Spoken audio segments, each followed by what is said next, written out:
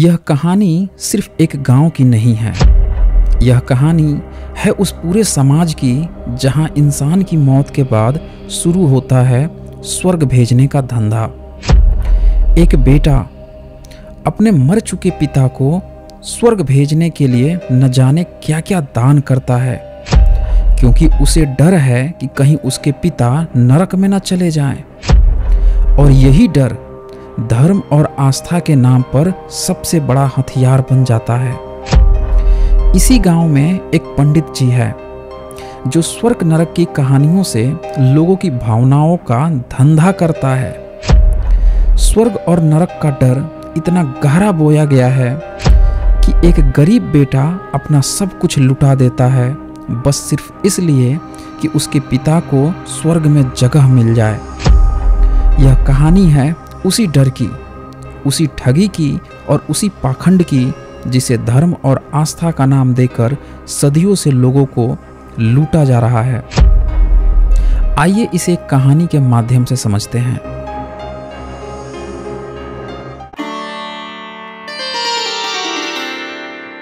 देखिए जजमान, पिंडदान की प्रक्रिया पूरी हो गई है। आपके पिताजी बस स्वर्ग के दरवाजे पे खड़े हैं, लेकिन स्वर्ग लोक में जाने के लिए आपको कुछ वस्तु दान करना होगा।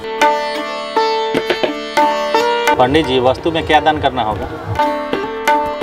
जजमान, वस्तु में आप दिल खोलकर जो हो सके दान करो, क्योंकि जो दान आप करेंगे वो वस्तु आपके पिताजी स्वर्ग में भोग करेंगे। जैसे कि आप जूता, चप्पल, छीपा, बर्तन, अन्न, हो सके तो कुछ नगद पैसा भी आप दान कर सकते हैं। ठीक है पंडित जी, आप यहाँ बैठिए, मैं सामान लेके आता हूँ। ठीक है जजमान।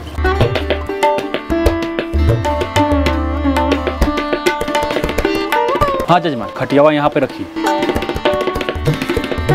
जजमान, कुछ कपड़ा लत्ता हो सके लेकर आइए। रखिए रखिए रखिए।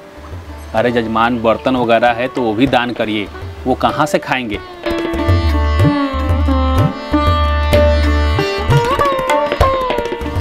जजमान, दान बड़ा कम कर रहे हैं। अरे कम से कम अनाज वगैरह होता, फल वगैरह तो है ही नहीं यहाँ पे, क्या खाएंगे वहाँ। कम से कम आलू, प्याज, गेहूँ, चावल, दाल, ये सब भी तो दान करना चाहिए था। पंडित जी, अभी थोड़ा दिक्कत चल रहा है, धीरे धीरे सब दे देंगे। धन्य हो माता पिता जो आप जैसे बच्चों को जन्म दिया है। आपने जो वस्तु दान किया है, स्वर्ग लोक में आपके पिताजी से पाकर काफ़ी खुश होंगे और आपके लिए ऊपर से दुआ करेंगे कि आप यहाँ पे अच्छे से अपने जीवन को खुशहाल तरीके से जी सकें। प्रणाम देता। ठीक है जजमान, अभी हम चलते हैं, एक दो जगह और पूजा कराना है।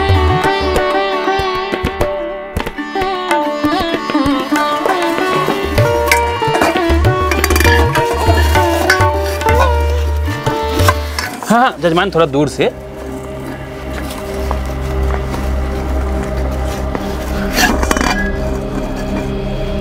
पंडित जी, बाबूजी से पूछिएगा, उन्हें किसी चीज़ की ज़रूरत होगी तो हमें बताएं। ठीक है जजमान, जरूर बताएंगे।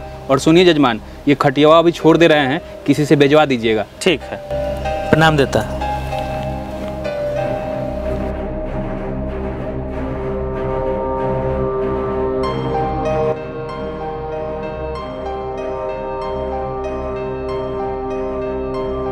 प्रणाम पंडित जी।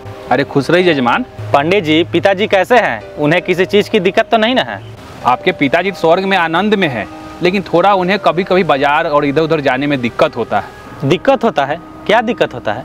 अरे जजमान, उनको पैदल चलना पड़ता है, बाजार भी पैदल जाना पड़ता है। अगर साइकिल वगैरह होता तो उनको दिक्कत नहीं होता। अच्छा पंडित जी, एक काम कीजिए, यही साइकिल ले लीजिए और पिताजी के पास स्वर्ग में भेज दीजिए। जिस पिता को आपके जैसा पुत्र नसीब हो, उसको अगले 7 जन्म तक स्वर्ग मिलता है। दीजिए। प्रणाम। खुश रहिए जजमान। एडवांस में बधाई है, अगला आपको 7 जन्म स्वर्ग मिलने वाला है।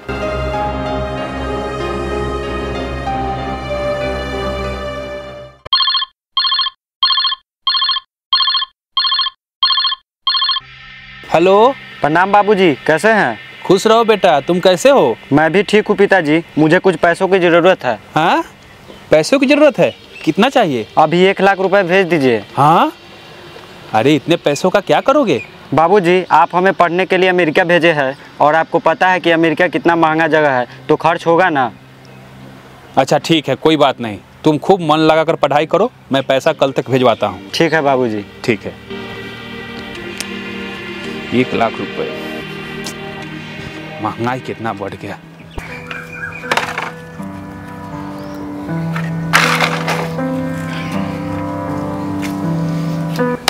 अरे ओ जजमान। पंडित जी, प्रणाम पंडित जी। अरे खुश रही जजमान। पंडित जी, बाबूजी का समाचार सुनाइए ना। अरे जजमान, इसीलिए तो आपके दरवाजे तक आए हैं। आपके पिताजी को स्वर्ग में कुछ कैश पैसों की जरूरत है।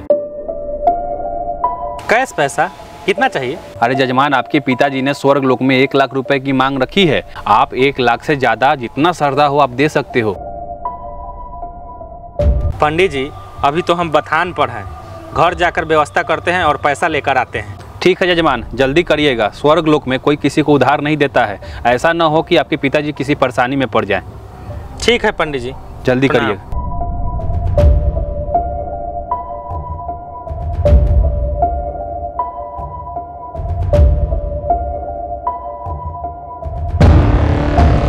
प्रणाम पंडित जी। खुश रहो जजमान। ये लीजिए पैसा, मेरे पिताजी के पास स्वर्ग में भेज दीजिए। पूरा 1 लाख रुपए है ना? जी 1 लाख रुपए है। ठीक है जजमान, स्वर्ग में भेज देंगे, जाइए।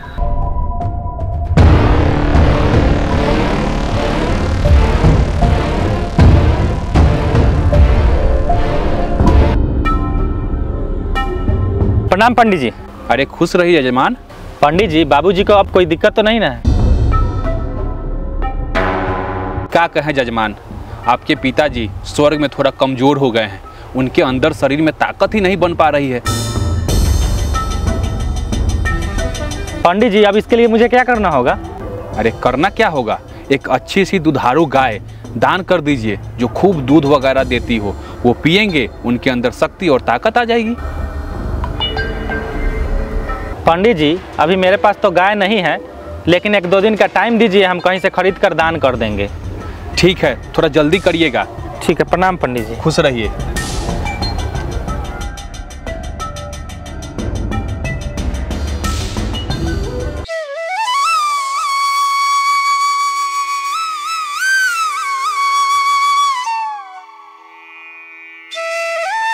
पंडित जी, गाय ला दिए हैं। ठीक है जजमान, यहाँ पे बांध दीजिए।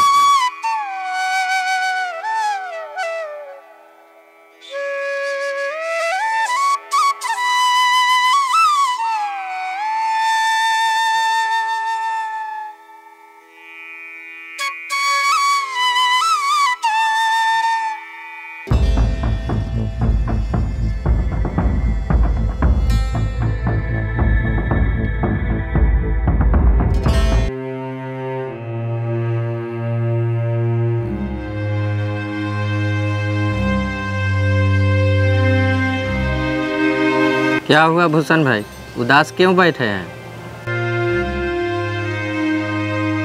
बताओ भाई, क्या हुआ है? क्या बताऊँ रघु भाई, बाबूजी को कोई दिक्कत ना हो इसलिए भाग दौड़ कर रहे हैं। लेकिन भूषण भाई, आपके पिताजी तो मर चुके हैं ना? हाँ, पिताजी तो मर गए हैं, लेकिन उनको स्वर्ग में कोई दिक्कत ना हो इसलिए सब कुछ दान कर रहे हैं जो उनके काम आ सके। भूषण भाई, एक बात बताओ, किसी जिंदा व्यक्ति को स्वर्ग जाते देखा है? नहीं। क्या कोई मरा हुआ व्यक्ति स्वर्ग से वापस आया है? नहीं। तो कहीं स्वर्ग होता है, ये आपने कैसे मान लिया? लेकिन धर्म के किताबों में तो लिखा है। अरे भूषण भाई, धर्म की किताबों में तो बहुत कुछ लिखा है। ये भी लिखा है, जब धरती पर पाप बढ़ता है तो भगवान अवतार लेते हैं। लेकिन आज 5-6 साल की बच्चियों के साथ दुष्कर्म हो रहा है, क्या कोई भगवान ने अवतार लिया? धर्म की किताब में ये भी लिखा गया है कि बाल अवस्था में हनुमान जी सूरज को लील गए थे। अब बताओ, धरती पर रहने वाला हनुमान सूरज को कैसे लील सकता है? एक बात और बताओ, पंडित जी आपके यहाँ पूजा करा रहे थे, पानी पिए थे? नहीं। खाना खाए थे? नहीं। पता है क्यों? क्यों? क्योंकि तुम शूद्र हो, तुम्हारे छूने से वो अपवित्र हो जाएंगे।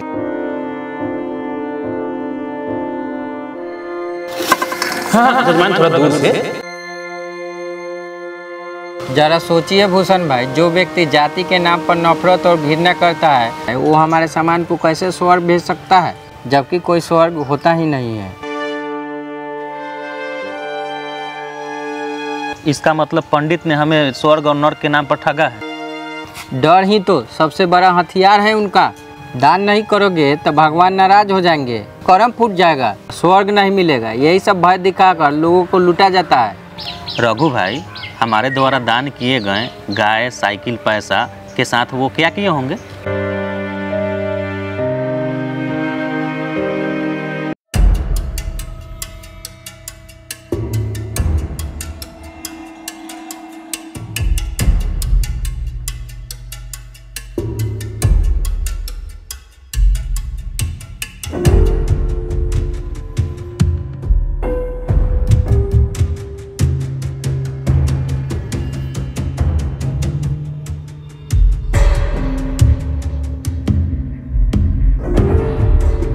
रघु भाई, पंडित जी जो खटिया पर बैठे हैं वो मैंने दान किया है। ये लोग बोलते हैं दान की हुई वस्तु मृतक को स्वर्ग में मिलता है, लेकिन सच्चाई यह है कि ये लोग दान की हुई वस्तु को बेच देते हैं। पंडित जी कितना देते? 1.5 लाख रुपए लेंगे। फिर भी बहुत ज़्यादा है। ज़्यादा है? ये गाय सुबह शाम मिलाकर 30 लीटर दूध देती है। आपको 1,20,000 रुपये लगा देंगे। लेना है तो लीजिए, नहीं तो छोड़ दीजिए। देखिए पंडित जी, ना आपका बात ना मेरा बात, 1 लाख रुपया देता हूँ, डील फाइनल कीजिए। ठीक है, 1 लाख रुपए दीजिए और गाय लेकर जाइए।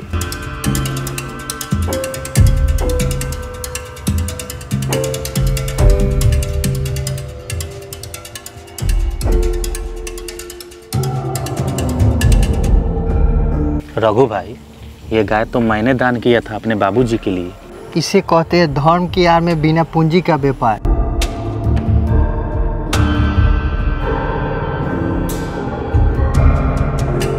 रघु भाई, धैर्य से काम लीजिए भूषण भाई, आपका रुपया पैसा गाय सब वापस दिलाऊंगा, इसलिए तो वीडियो बना रहा हूँ।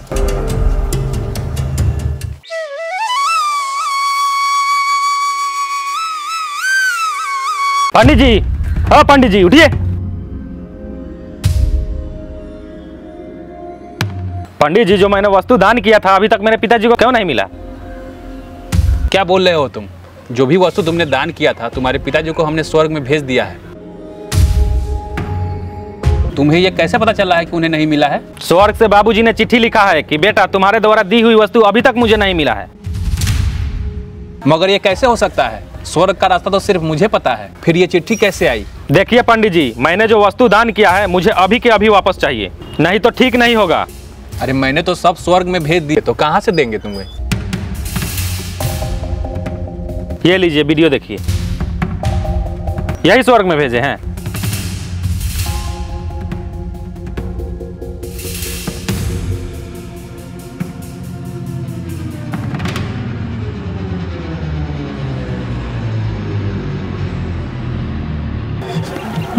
जजमान, माफ कर दीजिए जजमान, इस वीडियो को डिलीट कर दीजिए जजमान। ये वीडियो एक ही शर्त पर डिलीट होगा, जो भी दान में सामान दिए हैं हमको वापस चाहिए, नहीं तो ये वीडियो सबको दिखाऊंगा और बताऊंगा कि ये पंडित स्वर्ग के नाम पर सबको कैसे बेवकूफ़ बनाता है और इसे बेचकर धरती पर खुद स्वर्ग भोग कर रहा है। ठीक है जजमान, मैं सब कुछ वापस कर दूंगा, लेकिन इस बात को किसी को मत बताइएगा, नहीं तो हम भूखे मर जाएंगे। आप लोग यहीं रुकिए, मैं पैसा लेकर आता हूँ।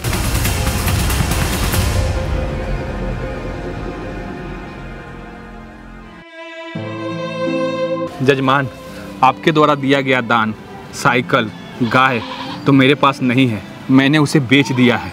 मैं उसे वापस तो नहीं लौटा सकता, लेकिन बेचने के बाद जो पैसा मिला है ये आप ले लीजिए और हमें माफ़ कर दीजिएगा।